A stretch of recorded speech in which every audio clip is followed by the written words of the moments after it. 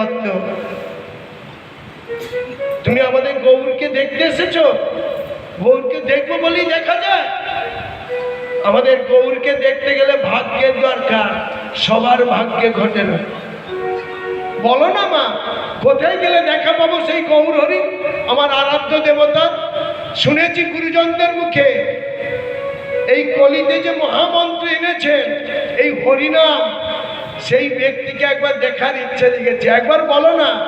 আর ছোট মা কাকে কলসি নিয়ে বলছে, এই যে বাছা, তবে বলি শোনো, এর আগে কোনোদিন দেখোনি? আমাদের গৌর হরির সঙ্গে দেখা হলে তুমি কি করবে? বলে ভক্তি করে রেখে দেব। আচ্ছা, আমাদের গৌর হরি যদি ফুলের মতো দেখতে হয় তুমি কি করবে? ওই ছোট্ট ছেলেটাকে বলছে, বাচ্চারা দেখবেন ফুল দেখলে পরে তাকে তোলার চেষ্টা করে।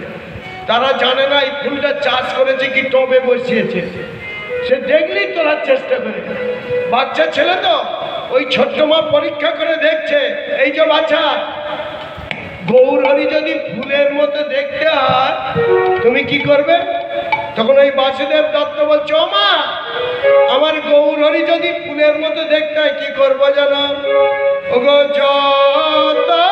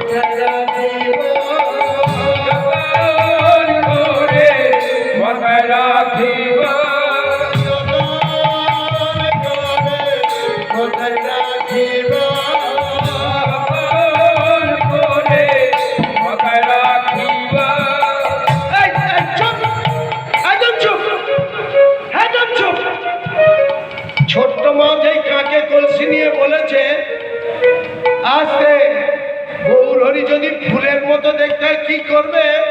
ওই ছোট্ট বাসুদেব দত্ত বলছে, কি করবে জানো মা? আমার গৌর হরি যদি ফুলের মতো দেখতে হয় মাথায় রেখে দেবো যত্ন করে, যত্ন করে। হ্যাঁ গো মা, মাথায় ফুল রাখে? আপনারা দেন মাথায় ফুল? মায়েরা বলুন, মায়েরা মাথায় ফুল দেন? হ্যাঁ, খোপায় ফুল দেন তো নাকি যখন চুল বেনুন? ও বরযাত্রী গেলে দেন।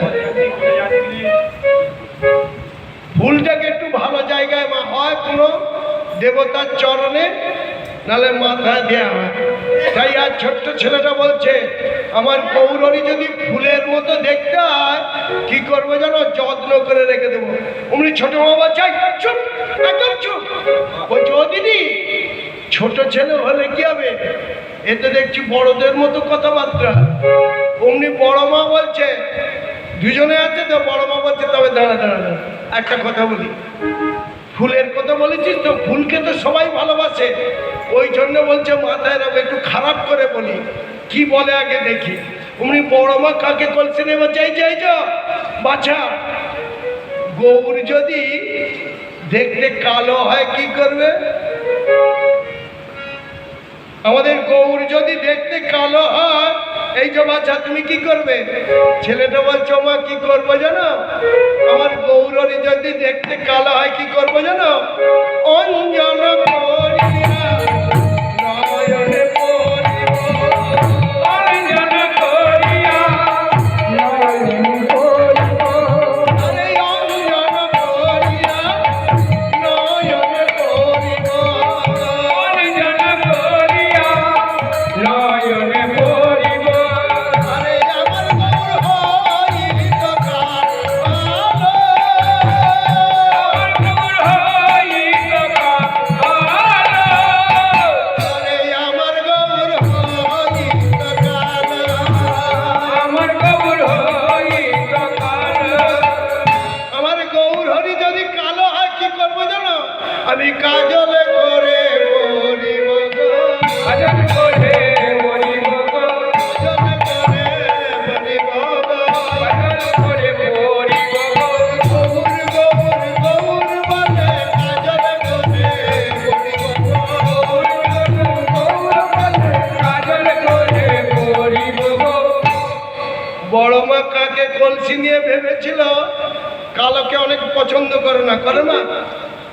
মায়েরা বলুন, কালো জিনিসকে কেউ পছন্দ করে? হ্যাঁ, ওখানে মা বলছি কালোকে কেউ পছন্দ করে না, করে? ওরে বাপ রে, এখানে বলছি। আমি বলছি মা আস্তে, একদম আস্তে, কালোকে সবাই পছন্দ করে, দেখবেন দেখতে সুন্দর, চোখের তারাগুলো যদি উল্টো হয়, বলে ছেলেটাকে দেখতে ভালো, তারাগুলো দেখেছিস কি বলে? তারাগুলো কিরকম কোটা কোটা দেখতে,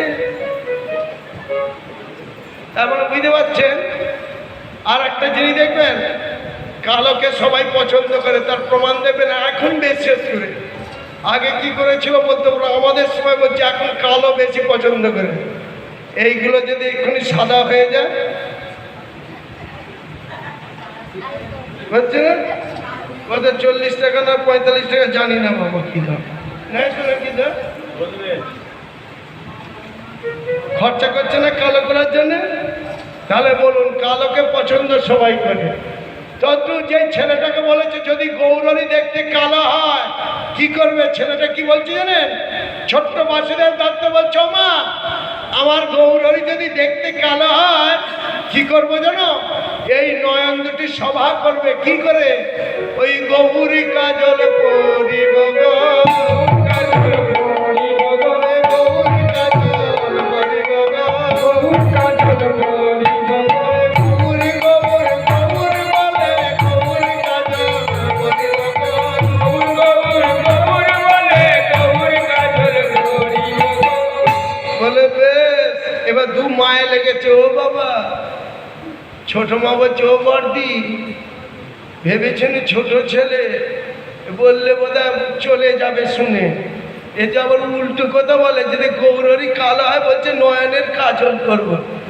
তখন বলছে তবে আর একটু ঘুরিয়ে ফিরিয়ে বলি, একটু ঘুরিয়ে বলি কি? ছোট মা আবার বলছে এই যাই যাই যা বাছা, তুমি তো আমাদের গৌরকে দেখতে এসেছ, তবে বলি শোনো, আমাদের গৌর যদি পাখির মধ্যে দেখতে হয়, টিয়া পাখির মধ্যে যদি দেখতে হয় কি করবে? অমনি ছোট ছেলেটা কি বলছে জানেন? দেখুন ঈশ্বর প্রাপ্তি কাকে বলে। এই যে মাটির গৌর, মাটির গৌর, ওই ছোট্ট ছেলে বাসুদেব দত্ত কি করছে দেখুন, তাকে যেই দুটো মা মিলে বলছে কলসি করে জল আনতে এসেছিল, দুজনকে দেখে জিজ্ঞাসা করছে কোথায় গেলে গৌর পাবো, দুজনে মিলে পরীক্ষা করছে। দুজনেই বলছে এই যে আমাদের গৌর যদি পাখির মতো দেখতে হয় কি করবে? ছোট্ট ছেলেটা বলছে আমার গৌরী যদি পাখি হয় কি করবো জানো? ওগো পিঞ্জরে রাখিব হৃদয় মাঝে, হৃদয় মাঝে পিঞ্জরে রাখিব হৃদয় মাঝে, পিঞ্জরে রাখিব হৃদয় মাঝে, আমার গৌর হরিত পাখি, আমার গৌর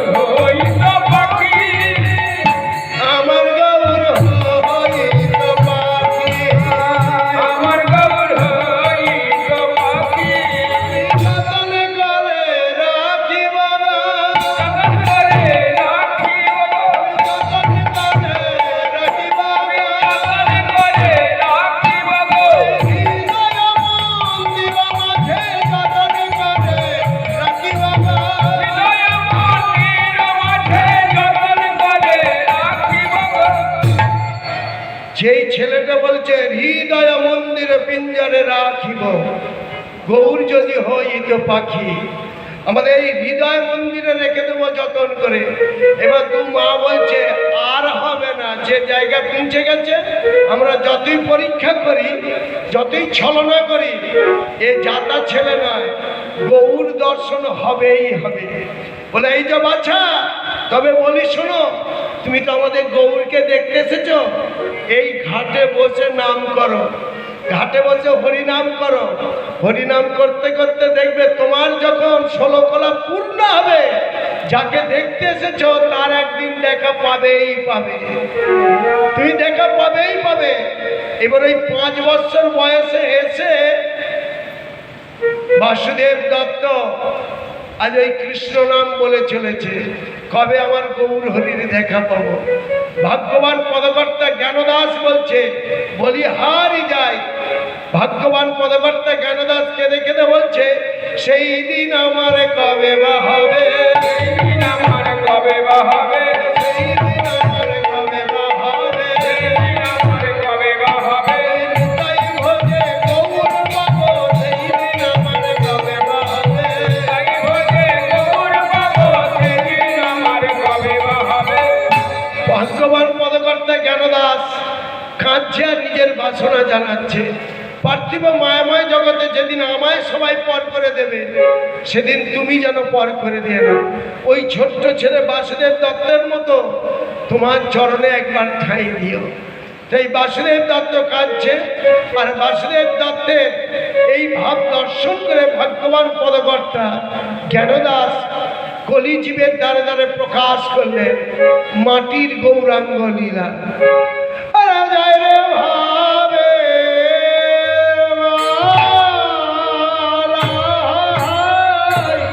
যায় রে, ও রে